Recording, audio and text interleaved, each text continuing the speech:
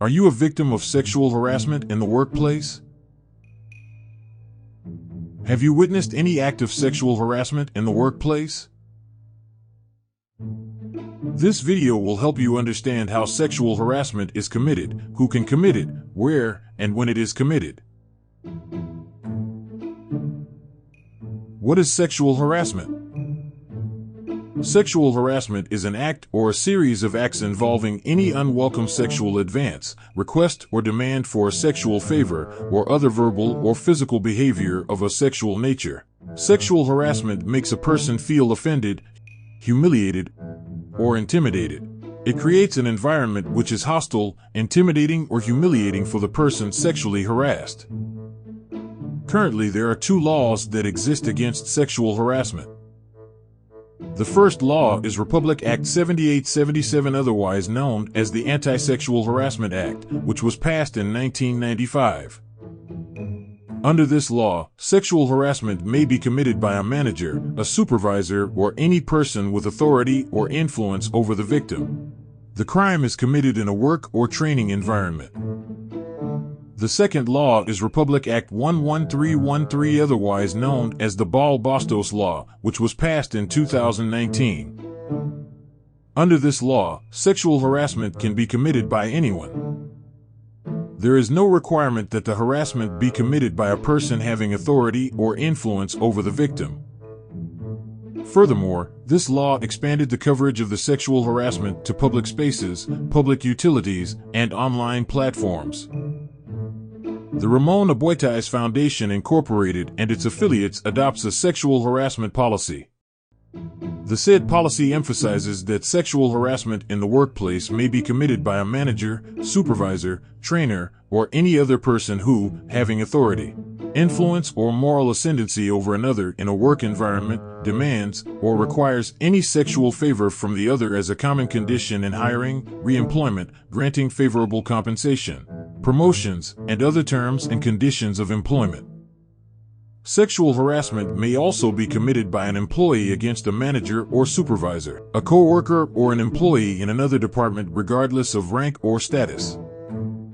Who can be a victim of sexual harassment? Anyone offended by the words, gestures, or conduct of the harasser is considered a victim. The victim does not have to be the target of those words, gestures, or conduct as long as they experienced the behavior, heard, or saw when the harassment occurred. Where sexual harassment is committed.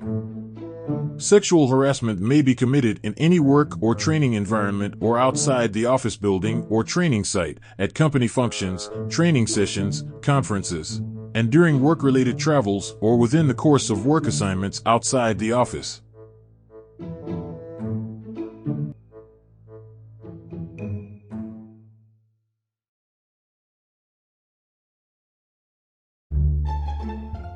Sexual harassment includes assault, groping, or other physical sexual acts. It also includes unwelcome sexual advances such as patting, pinching, stroking, kissing, hugging, fondling, or any inappropriate touching. It also includes asking for sexual favors in return of granting a promotion, increase in salary, favorable appraisal, work conditions, or privileges. It also includes when a superior requests for sexual favors in exchange for not reporting transgressions.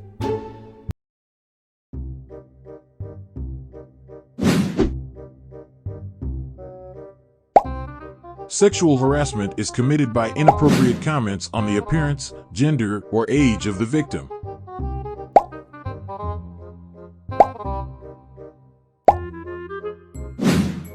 This also includes repeated requests for personal details and making sexual comments, stories, jokes, or suggestions.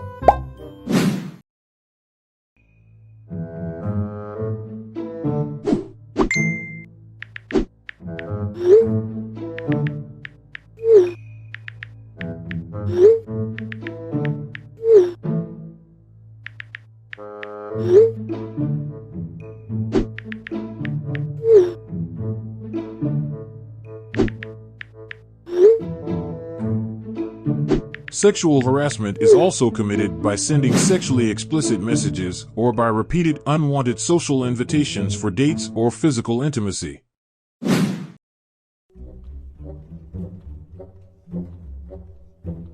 Sexual harassment is committed through whistling, catcalling, misogynistic and homophobic slurs made in any place, even in public spaces or environment.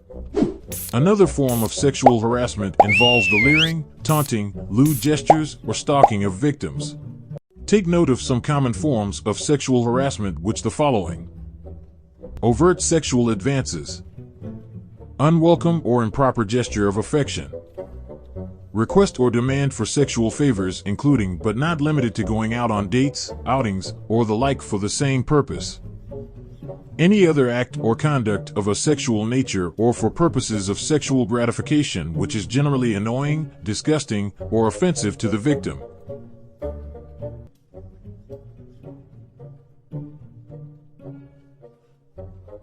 Sexual harassment is a criminal offense punishable under RA 7877 and RA 11313. RA 7877 punishes those who commit sexual harassment in the workplace with imprisonment of up to 6 months, while RA 11313 punishes those who commit sexual harassment in public places or online platforms with a fine of up to 15,000 pesos. Under the company's sexual harassment policy, such conduct amounts to disgraceful and immoral. It is classified as a grave offense and shall be punishable by suspension or termination. Victims of sexual harassment may file a criminal complaint. The company takes a zero-tolerance stance on sexual harassment and discrimination. Sexual harassment is devastating, personally and professionally, to the victims. We as Ruffinians will not engage or tolerate any form of sexual harassment or discrimination wherever it takes place. The effect of sexual harassment is traumatic on the victim. Even subtle abuses, appearing harmless at first, will tear down a person's self-esteem over time.